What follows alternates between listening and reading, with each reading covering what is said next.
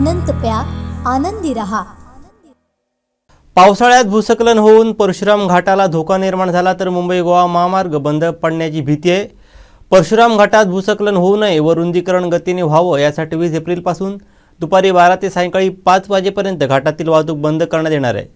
भर उन्हाळ्यात काम करण्याचे नियोजन करण्यात आले आहे। याबाबत जिल्हाधिकारी पाहणी करून 19 एप्रिलला अंतिम निर्णय घेणार आहेत अशी माहिती राज्याचे उच्च व तंत्रशिक्षण मंत्री उदय सामंत यांनी दिली।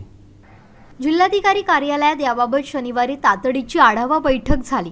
त्यानंतर पत्रकार परिषदेत ते म्हणाले, मुंबई गोवा महामार्गावरील या घाटात दरड कोसळून अनेक वेळा वाहतूक ठप्प झाली आहे। घाटाच्या दुरुस्तीचं काम करताना अपघातही झालाय, त्यामध्ये काहींना जीव गमवावे लागले होते। घाटामध्ये अजूनही सुमारे 1,60,000 क्युबिक माती काढण्याची गरज आहे। मार्गावरील वाहतूक सुरू राहिल्यामुळे कामाला अपेक्षित गती मिळत नाही। त्यात पावसाळा जवळ आल्यानं हे काम वेगानं करण्याची गरज आहे। सध्या आंब्याचा हंगाम सुरू आहे। बागायतदार आणि उद्योजकांना या कालावधीत वाहतूक बंद करणं अडचणीचं ठरू शकतं। त्यामुळे जिल्हाधिकारी घाटाची आणि पर्यायी मार्गाची पाहणी करून 19 तारीखला याबाबत अंतिम निर्णय होईल। मात्र दुपारी 12 ते सायंकाळी 5 या कालावधीत अवघड वाहतूक बंद ठेवण्याबाबत निर्णय घेण्यात येणार आहेत।